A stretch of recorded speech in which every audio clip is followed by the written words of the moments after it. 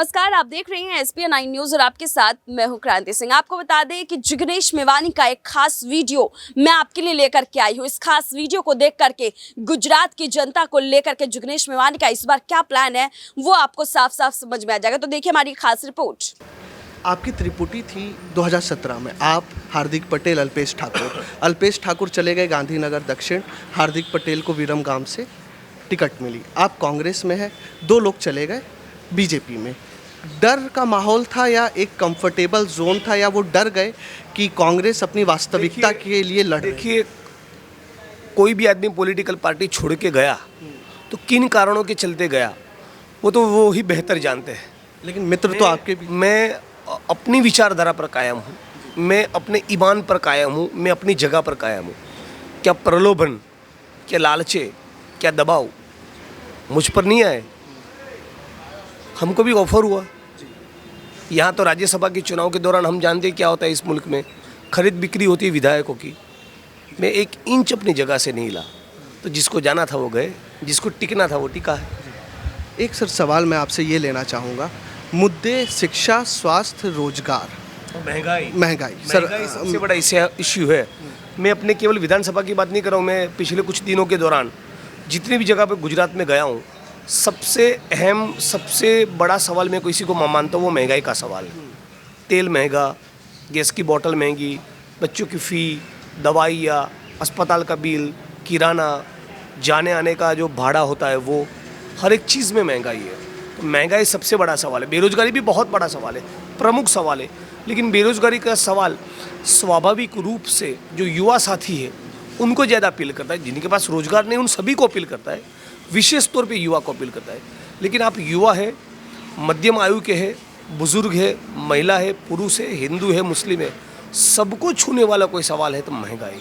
Sir एक सवाल मैं, आप हम उत्तर गुजरात में बैठे हैं, बनासकांठा जिले का हिस्सा है और पाटन लोकसभा निर्वाचन क्षेत्र में ये वडगाम पड़ता है। सर आप ही के जिले की विधानसभा है थराड़, दौलतपुर एक गाँव है। मैं कई जगह घूम रहा हूँ, कई बीजेपी नेताओं का कहना है बड़े स्तर पर भी कि हमने किसानों के लिए इतना काम कर दिया, शुष्क जो सूखा प्रभावित क्षेत्र थे वहाँ पे नर्मदा कैनाल के थ्रू हमने पानी पहुँचा दिया।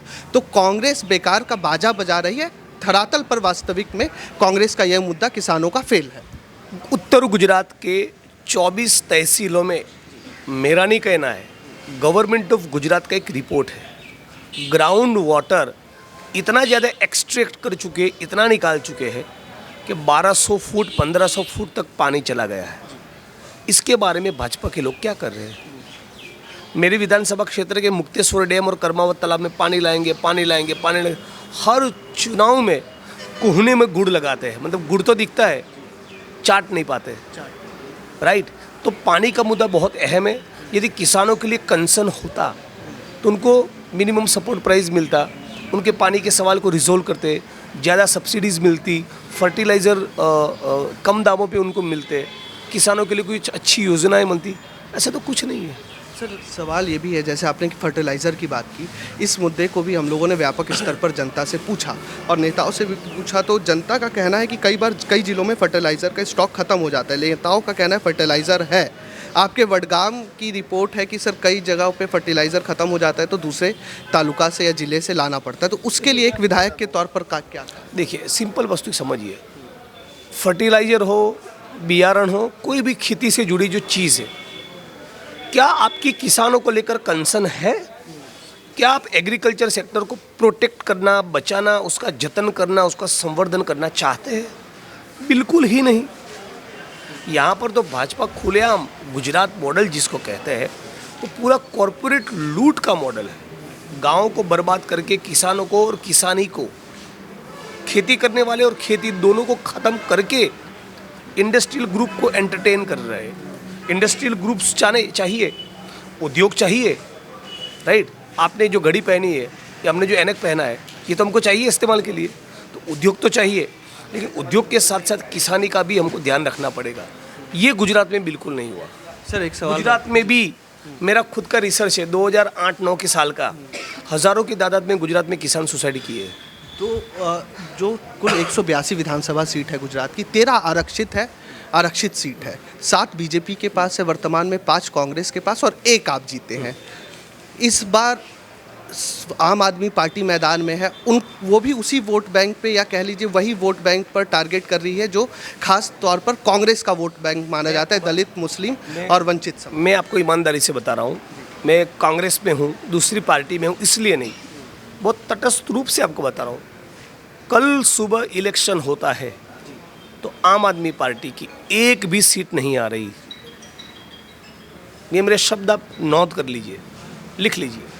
कल चुनाव होता है तो अभी मैं बैठा हूँ बनासकाठा में, पूछिए बनासकाठा में किसी को भी कौन सा सीट आ रहा है, एक भी नहीं। पाटन में नहीं, अरवली में नहीं, साबरकाठा में नहीं, महसाना में नहीं, गांधीनगर जिले में, सौराष्ट्र में नहीं, अहमदाबाद शहर में नहीं, बड़ौदा में नहीं।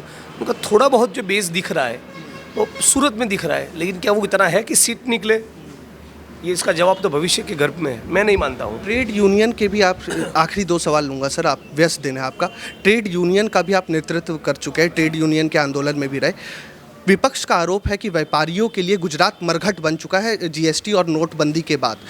सत्ता पक्ष और नरेंद्र मोदी प्रधानमंत्री जब जामनगर आए थे अक्टूबर महीने में, उन्होंने कहा था कि गुजरात सबसे बेहतर प्रदेश है व्यापार करने के लिए। देखिए, आप ये सवाल बेहतर है कि व्यापारियों को ही पूछे। वैसे तो मोदी जी ही सबसे बड़े व्यापारी हैं, बहुत कुछ बेच देते हैं, लेकिन जो सचमुच दुकान लेकर बैठे हैं, छोटा मोटा कारोबार है, जिनका स्मॉल और मीडियम स्केल की इंडस्ट्रीज़ है, आप उनको पूछिए, वो बेहतर जवाब देंगे।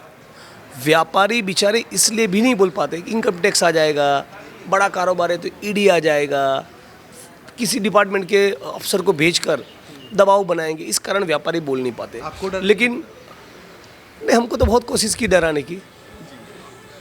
आप भी युवा है, पूरा करियर। हाँ, तो वो करते रहे अपना काम, हम भी अपना काम करते रहेंगे। अंतिम सवाल लूँगा सर, मुकाबला किससे है, नरेंद्र मोदी के विकास मॉडल से या राजनीतिक छवि से या बीजेपी से? बीजेपी की नीतियों से। नरेंद्र मोदी जी तो एक व्यक्ति है, राइट, उनको प्रोपेगेंडा कर करके बड़ा बताया है, लेकिन मूलतः जो बीजेपी की जो नीतियाँ है वो जन विरोधी है, वो लोकतंत्र विरोधी है और वो संविधान विरोधी है। 8 तारीख को मतदान पेटी खुलती है, कांग्रेस अभेद किले को भेद पाती है, जैसा बीजेपी बोलती है हमारा अभेद किला है, तो जिग्नेश मेवाणी का क्या भूमिका राजनीति में रहेगी? कोई किला इस मुल्क में, इस दुनिया में अभेद नहीं होता। अगर सर सत्ता में आते हैं तो जिग्नेश ऐसा कोई भी किला नहीं होता।